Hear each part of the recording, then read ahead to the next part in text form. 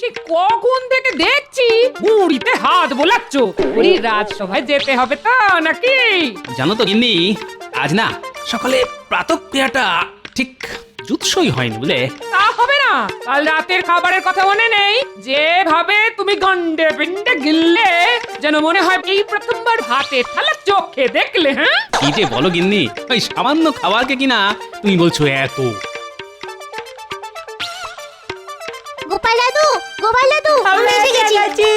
আরে পুটি, তোদের দাদুর যেমন রাজসভায় যাওয়া ডকে উঠেছে, তোদের পড়াশোনাও তেমনি শিখে উঠলো নাকি? কেন দিদা? না মানে পড়াশোনা ছেড়ে সকাল সকাল যে দাদুর কাছে গন্নে দিয়ে পড়লি, এই তাই বলছিলাম আর কি। না না দিদা, আমরা তো রোজই নিয়ম করে পাঠশালায় যাই। জানো তো, এখন আমাদের পাঠশালায় ইংরাজি শেখাচ্ছে। তাই নাকি? বাহ, এটা খুব ভালো কথা। আচ্ছা দাদু, তুমি হ্যাপি নিউ ইয়ার এই কথাটার মানে জানো? আরে কেন জানবো না, নিশ্চয় জানি। কই তাহলে বলো তো দেখি। শোন, আমরা যেমন নতুন বছরকে নববর্ষ বলি, ঠিক তেমনি ইংরেজরা তাদের নতুন বছরকে হ্যাপি নিউ ইয়ার বলে। বাহ দাদু, তুমি তো দেখছি অনেক কিছু জানো।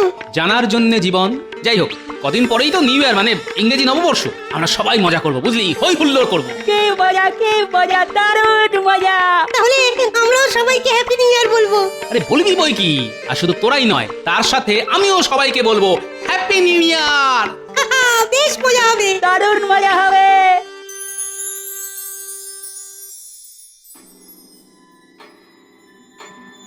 এ কি মহারাজ, আজ যে আপনাকে বড় চিন্তিত দেখাচ্ছে। হ্যাঁ মন্ত্রী, তুমি ঠিকই ধরেছো।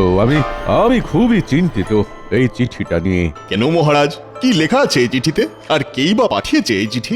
এই চিঠি পাঠিয়েছেন স্বয়ং ইংরেজ বড়লাট। তিনি এই চিঠিতে লিখে পাঠিয়েছেন যে তাদের এই নতুন বছরে তার একমাত্র কন্যা নাকি এই রাজ্যে ঘুরতে আসার ইচ্ছে প্রকাশ করেছেন। এ তো খুব ভালো কথা মহারাজ। তা কবে আসছেন এই মেম? আগামীকাল। কিন্তু কিন্তু কি মহারাজ? রাজকোষের অবস্থা তো খুব ভালো নয় মন্ত্রী। তার উপর নবাব যে এই বছরে দ্বিগুণ খাজনা চেয়ে বসে আছেন। এখন তুমিই বলো, যদি এই ইংরেজ মেম সাহেবের তদবির ঠিকঠাক করতে না পারি, তাহলে তো ইংরেজ বড়লাট আমার গর্দান নেবেন। মহারাজ, যদি কিছু মনে না করেন, তাহলে আমার মাথায় একটা দারুণ বুদ্ধি এসেছে। তা এতক্ষণ বলনি কেন মন্ত্রী? তাড়াতাড়ি বলো। হ্যাঁ মহারাজ, আপনার যে বিষ পুকুরটা আছে না, সেটা আপনি রাজা কৃষ্ণচন্দ্রকে বেচে দিন। তুমি কি বলছো মন্ত্রী? তুমি তো খুব ভালো করেই জানো যে ওই বিষ পুকুর এক অভিশপ্ত পুকুর। যেখানে একবার কেউ পা দেয়, সে তো আর ফিরে আসে না। সেই জন্যই তো বলছি মহারাজ, আপনি একবার ঠান্ডা মাথায় ভেবে দেখুন। ওই পুকুর তো আপনার এমনিতেই অব্যবহারযোগ্য। যদি ওই পুকুরটা আপনি একেবারে বেচে দিতে পারেন, তাহলে একদিকে যেমন আপনার অর্থ সংকট কমবে, ঠিক তেমন অন্যদিকে এই ইংরেজ মেমের অতিথি আপ্যায়নের খরচও খুব সহজেই আপনি জোগাড় করে উঠতে পারবেন। এটা কিন্তু মন্দ বলনি। কিন্তু মন্ত্রী, যদি কৃষ্ণচন্দ্র কোনোভাবে বিষ পুকুরের আসল রহস্যের কথা জেনে যায়? আমরা জানালে তবে তো জানবে মহারাজ। হ্যাঁ, তাহলে আজই আমি আমার প্রস্তাবটা চিঠিতে কৃষ্ণচন্দ্রকে জানিয়ে দিই। প্রণাম মহারাজ। খাম্বাজরাজ আপনার জন্য এই বিশেষ পত্রটি পাঠিয়েছেন। তাই বুঝি? কই কই দাও দেখি। তাহলে মহারাজ, এবার আমাকে আজ্ঞা দিন। হ্যাঁ হ্যাঁ, এসো এসো। মন্ত্রী, খাম্বাজরাজ লিখেছেন যে তার একটা পুকুর তিনি আমায় নাকি 117টি মোহরের বিনিময়ে বিক্রি করতে চান। বাহ, এ তো খুব ভালো কথা মহারাজ। এত কম মোহরের বিনিময়ে আপনি এত বড় একটা পুকুর পাচ্ছেন। নিয়ে নিন মহারাজ, আজই নিয়ে নিন। কিন্তু মহারাজ, আমার কাছে প্রশ্ন হচ্ছে যে খাম্বাজরাজ কেন আপনাকে এত কম মোহরের বিনিময়ে এই পুকুরটি বিক্রি করছেন? ঠিক বলেছো গোপাল, এটা তো ভেবে দেখিনি। এই যে গোপাল, তুমি কি একটু চুপ করবে? মহারাজ ছাড়ুন তো গোপালের কথা। আপনি এটা কেন ভাবছেন না যে জলের দরে একটা আস্ত পুকুর পেতে চলেছেন? আর মহারাজ, আর এটাই হবে ইংরাজি নববর্ষের আপনার তরফ থেকে রানীমাকে একটা ছোট্ট উপহার।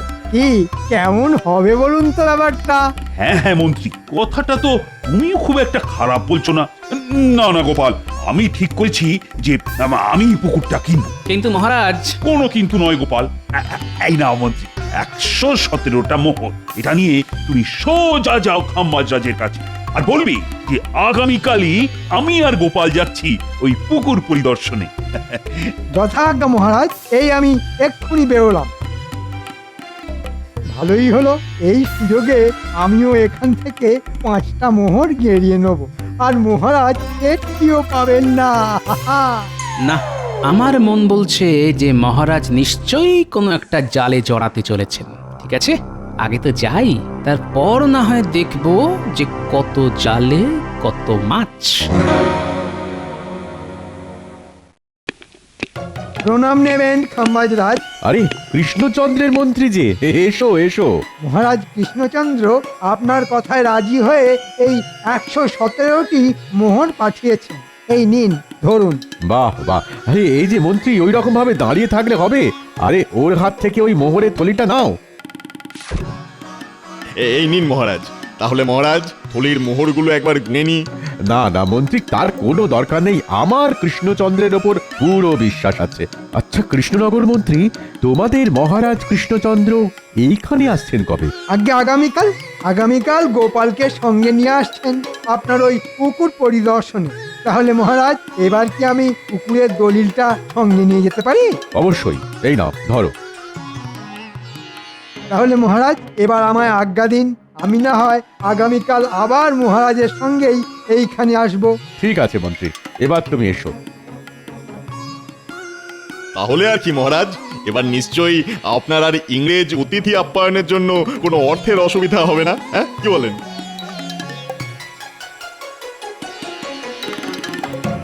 সাবধানে যাবেন মহারাজ। হ্যাঁ হ্যাঁ রানী, ও নিয়ে তুমি একদম চিন্তা করবে না। আমার সঙ্গে মন্ত্রী আর গোপাল তো আছে। মহারাজ এবার চলুন, অনেক দেরি হলো যে। হ্যাঁ হ্যাঁ, গোপাল চলো চলো চলো।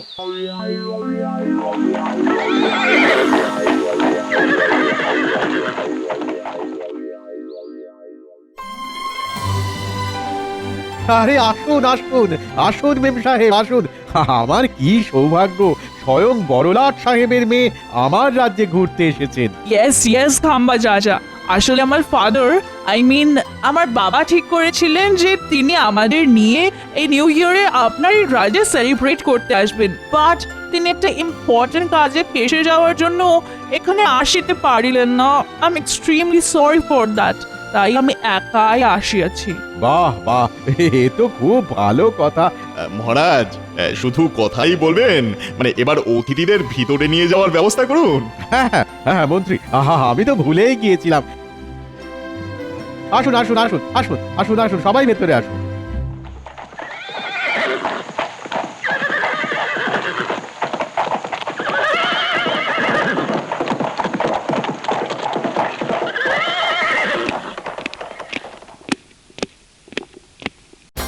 মহারাজ, কৃষ্ণনগর থেকে স্বয়ং মহারাজ কৃষ্ণচন্দ্র তার মন্ত্রী এবং গোপালকে সঙ্গে নিয়ে এসেছেন। তাই নাকি? তা দাঁড়িয়ে কেন, তাড়াতাড়ি যাও, ওনাদেরকেও ভেতরে নিয়ে এসো। আহামক কোথাকার। আরে কৃষ্ণচন্দ্র যে, এসো এসো এসো। না, আসলে হয়েছে কি, আপনার কাছ থেকে যে পুকুরটা আমি কিনেছিলাম সেটা দেখার জন্য এই গোপাল যা বায়না জুড়েছিল না, যে কি বলবো। তা বেশ তো, এর তো খুব ভালো কথা। কিন্তু কৃষ্ণচন্দ্র, ওই পুকুরটা যে এই মুহূর্তে আমি তোমায় দেখাতে পারবো না। কেন দেখানো যাবে না কেন? না না না না, তেমন কিছু না, তেমন কিছু না। আসলে ওই পুকুরের জলটা তো এখন তেমন ঠিক পরিষ্কার নয়। তার উপর মহারাজ, ওই দিকটা বেশ জঙ্গল, তেমন একটা কেউ যায় না। তাই বলছিলাম কি যে না না না না, আমরা যখন ঠিক করেই এসেছি দেখবো, তখন একবার অন্তত দেখেই যাব। কি হলো, খাম্বাজরাজ ওই পুকুরটা দেখাতে চাইছেন না কেন? না, কিছু তো নিশ্চয়ই একটা গন্ডগোল আছে। ঠিক আছে মহারাজ, আপনি চিন্তা করবেন না। এনারা যখন দেখবেন ঠিক করেই এসেছেন, তখন না হয় আমি মহারাজ কৃষ্ণচন্দ্রকে খুব সাবধানের সঙ্গে ওই পুকুরটি একবার দেখিয়ে আনি। ঠিক আছে মন্ত্রী, তুমি যখন বলছো তখন যাও, তুমি না হয় ওদেরকে ওই পুকুরটি দেখিয়ে নিয়ে এসো। মন্ত্রী শোনো, সাবধানে যেও কিন্তু। তা আপনি সঙ্গে যাবেন না খাম্বাজ রাজ? না না কৃষ্ণচন্দ্র, তোমরাই না হয় গিয়ে দেখে এসো, আমি না হয় পরে যাবো খোঁজ। আর তাছাড়া ইংরেজি নববর্ষ উপলক্ষে এখানে ইংরেজ মেম সাহেব এসেছেন, তার খাতির যত্নের ব্যাপার আছে কিনা। আচ্ছা খাম্বাজ রাজ, আচ্ছা তাহলে এবার আমরা আসি।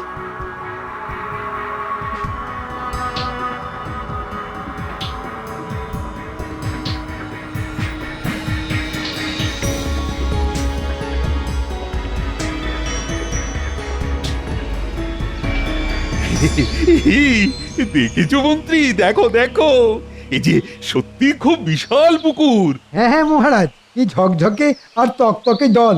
উফ, দেখেই যেন জল পিপাসা পেয়ে গেল। এ কি দেখছি পাশের ছোট পুকুরের জলটা কেমন হাওয়ায় ঢেউ খেলছে, অথচ এটা এত বড় পুকুর হয়েও এই পুকুরের জলটা কেমন স্থির। না, ব্যাপারটা তো কিরকম সন্দেহজনক মনে হচ্ছে। এ কি গোপাল, তুমি আবার চুপ কেন? তুমি কি এই পুকুর দেখে খুশি হওনি? না না মহারাজ, এমন কেন বলছেন? আপনার খুশিতেই তো আমার খুশি। তাহলে কি বলো গোপাল, আমি না হয় একবার ওই পুকুরে নেমে ওর একটু জল খেয়ে আসি। সাবধান সাবধান, যদি বেঁচে থাকতে চান তাহলে ভুলে ভুলে ওই পুকুরের জলে পা দেবেন না। ওই পুকুর হলো এক অভিশপ্ত বিষ পুকুর। পালান পালান, নইলে মরণ নিশ্চিত। পালান পালান। এই ধরো ধরো ধরো ধরো মন্ত্রী, বাহ, আর একটু হলেই আমি যে জলে পা দিয়ে দিচ্ছিলাম, বাবা খুব জোর বেঁচে গেছি। এ কি হাম্বাজ মন্ত্রী, ওই লোকটি কি বলে গেল? না মানে মানে ওই এই সত্যি করে বলো তো মন্ত্রী, এই পুকুরের কি রহস্য? নইলে কিন্তু আমি তোমাকে এই পুকুরের জলে নামতে বাধ্য করব। না মহারাজ, এমনটি করবেন না। আসলে এই পুকুর হলো এক অভিশপ্ত বিষ পুকুর। এই পুকুরে আজ পর্যন্ত যেই নেমেছে সে আর ফেরত আসেনি। তাই আমাদের রাজা মিথ্যে কথা বলে শুধুমাত্র অর্থের লোভে এই পুকুরটি আপনাকে ওই গচিয়েছে আর কি। কি এত বড় প্রতারণা! আমি খাম্বাজরাজকে ছাড়বো না। চুপ করো মহারাজ কৃষ্ণচন্দ্র, প্রতারণা তো তুমি আমাদের সঙ্গে করেছো। মানে কি বলতে চাইছেন আপনি? তুমি আমাকে ওই পুকুরের মূল্য হিসেবে 117টি মোহরের জায়গায় 112টি মোহর পাঠিয়েছো। সেটা বুঝি প্রতারণা নয়? আমি একটু আগে গুনে দেখলাম 5টা মোহর কম আছে। কি এটা কি করে হয়? আমি তো মন্ত্রীকে দিয়ে। ওরে বাবা, এবার আমি কি করি? হে ভগবান, এবার যে আমার কি হবে? মহারাজ, এটাও বুঝলেন না যে আপনার সাথের মন্ত্রী মশাই ওই মোহরগুলো গেরিয়েছেন? মন্ত্রী, আমায় ক্ষমা করে দিন মহারাজ, আর কখনো এইরকম হবে না। ক্ষমা করবেন খাম্বাজরাজ, আমি এর জন্য খুবই দুঃখিত। আমি যে এই মন্ত্রীকে যে কি করবো না। মহারাজ, এখন মন্ত্রী মশাইকে ছেড়ে আগে চিন্তা করুন যে এই পুকুরটি নিয়ে এখন আপনি কি করবেন। হ্যাঁ গোপাল, তুমি ঠিকই বলেছো। আরে আমার সাধের এতগুলো মোহর। আর হ্যাঁ মন্ত্রী, তুমি কিন্তু এটা ভুলেও ভাববে না যে আমি তোমাকে ছেড়ে দিলাম। তোমার এই শাস্তি আপাতত আমি তুলে রাখলাম, পরে সুদে আসলে সব মেটাবো। আমায় ক্ষমা করে দিন। আমাকে ক্ষমা করে দাও কৃষ্ণচন্দ্র, আমি মানছি যে আমিও তোমাকে ঠকিয়েছি, কিন্তু বিশ্বাস করো, সত্যি বিশ্বাস করো, আমার কাছে এটা করা ছাড়া আর কোনো উপায় ছিল না গো। না না না, এতে ক্ষমার আবার কি আছে? মহারাজ, ও যে দেখুন দেখুন দেখুন, ওই যে দূরে দূরে এক বটবৃক্ষের তলায় এক গুরুদেবকে ধ্যান করতে দেখা যাচ্ছে না? তুমি ঠিকই রেখেছো গোপাল, এই গুরুদেবকে আমি আমার জন্ম হওয়ার পর থেকেই ওই একই জায়গায় দেখে আসছি। উনি না কখনো চোখ খোলেন, না কারুর সাথে কথা বলেন। তাই নাকি? তাহলে তো অবশ্যই একবার এই গুরুদেবের দর্শন করা উচিত। কি বলেন মহারাজ? হ্যাঁ হ্যাঁ গোপাল, নিশ্চয়, চলো চলো তো যাই।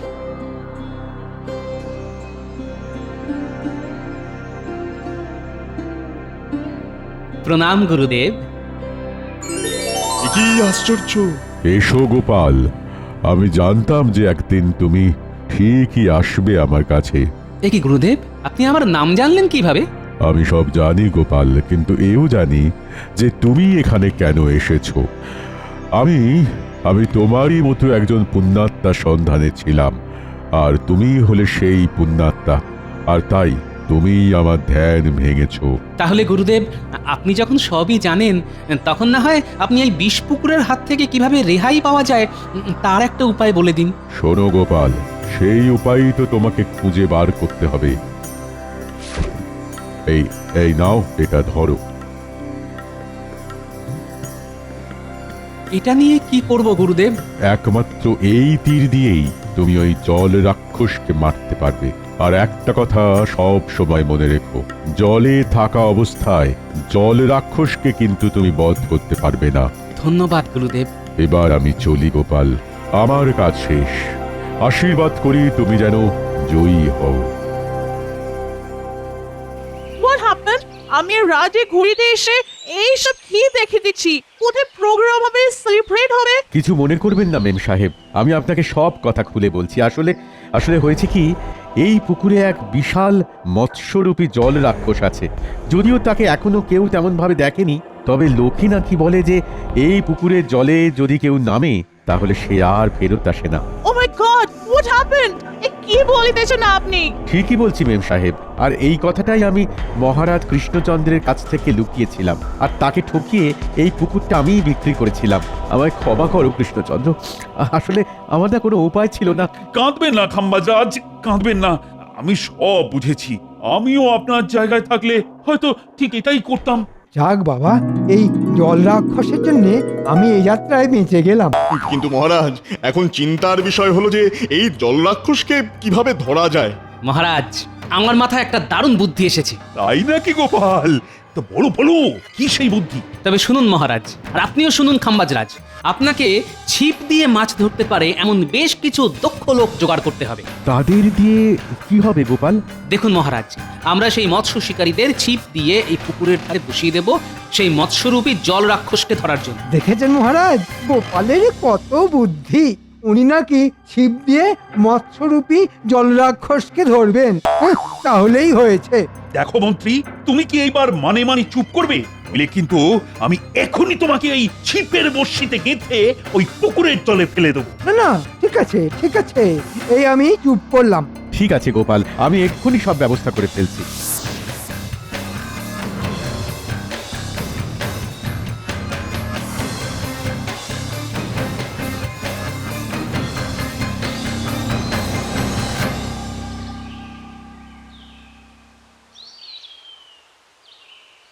কি গো গোপাল, কোথায় কোথায় সেই জলরাক্ষস? পড়বে মহারাজ, পড়বে, ধরা ঠিকই পড়বে। হোয়াট হ্যাপেন্ড রাজা? এইসব কি হইতেছে? আমার তো কিছুই মাথায় আসিতেছে না। কিছু না মেম সাহেব, আসলে না এইখানে রাজায় রাজায় মাছ ধরার প্রতিযোগিতা চলছে, যে কে আগে মাছ ধরতে পারে। আচ্ছা কৃষ্ণচন্দ্র, যদি তোমার অনুমতি থাকে তাহলে তোমার ওই মন্ত্রীকে এই পুকুরের জলে আমি কি ফেলে দিতে পারি? না না, এরকম এরকম একদম করবেন না মহারাজ, একদম করবে না। তাহলে এবার একটা কথাও না বলে চুপটি করে দাঁড়াও।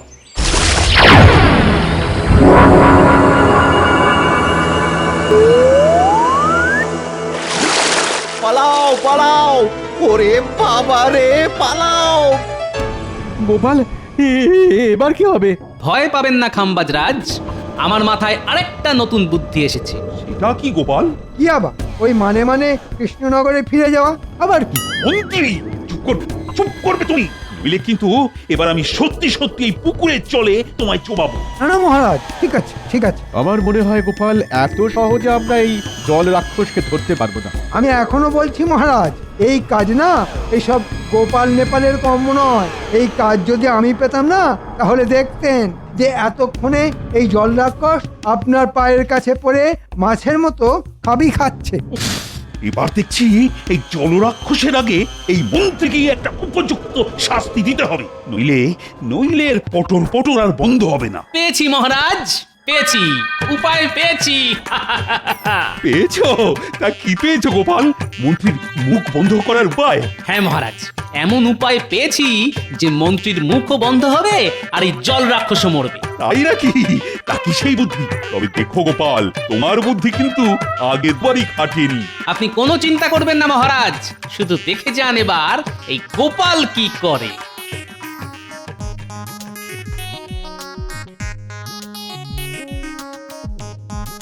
ও মা গো, এবার আমার কি হবে গো? আমি আর কখনো এইরকম করব না গো। ও মা কেন? চুরি করার সময় মনে ছিল না? ঠিকই করেছে গোপাল। এর মতন বদমাইশকে ওই জলরাক্ষসকেই খাইয়ে দেওয়া উচিত। এটা কি গোপাল? এই কপিকল হলো একটা বড় মাপের বড়শি, আর মন্ত্রীমশাই হলেন তার টোপ।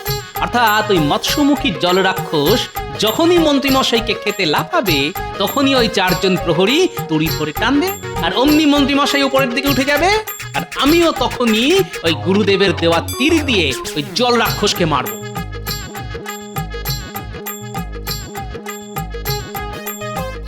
কি তাহলে তোমাদের কি করতে হবে সব বুঝেছো তো? হ্যাঁ হ্যাঁ গোপাল দাদা। তাহলে তোমরা শুধু আমার দিকে লক্ষ্য রেখো, যেই আমি চোখ মারবো আর অমনি তোমরা দড়ি ধরে টান মেরো, ঠিক আছে? ঠিক আছে। দেখো গোপাল, যেন ফসকে না যায়, কারণ যদি তুমি একবার ফসকাও তাহলে কিন্তু মন্ত্রীও চিরকালের জন্য ফসকে যাবে। হে ভগবান, এবার এবার আমার প্রাণটা যে গোপালের হাতে। দেখো ভগবান, দেখো, একটু দেখো। না না মহারাজ, আপনি একদম চিন্তা করবেন না, এই শিকার আর আমার হাত থেকে ফসকাবে না।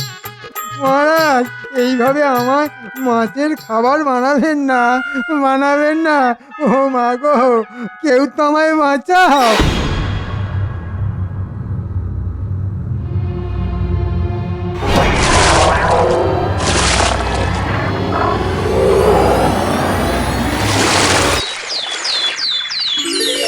পেরেছে, পেরেছে, গোপাল পেরেছে, পেরেছে। সাব্বাস গোপাল, তোমার জবাব নেই। এই নাও গোপাল, এটা তোমার পুরস্কার। ধন্যবাদ খাম্বাজরাজ। ইংরেজি নববর্ষের প্রথম দিনে আমি কিন্তু খুব খুশি গোপাল। সাবাস গোপাল, সাবাস, সত্যি তুমি আমার মুখ রেখেছো। আই এম শকড যে তুমি ইম্পসিবল কাজটা কি করে করলে Gopal. I am really impressed. এই নাও, টেক ইট। ধরো, এটা আমার তরফ থেকে এই নিউ ইয়ারে তোমার জন্য উপহার। Are you happy?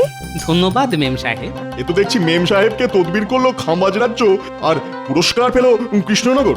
মহারাজ, বলছিলাম কি, আপনাদের ওই পুরস্কার বিতরণী সভা শেষ হলে এবার দয়া করে আমায় নিচে নামাবেন কি? না, তোমার মিথ্যে কথা বলার জন্য এটাই তোমার শাস্তি। তাই আজ থেকে তুমি ওখানেই বাদুড়ের মতো উল্টো হয়ে ঝুলে থাকবে।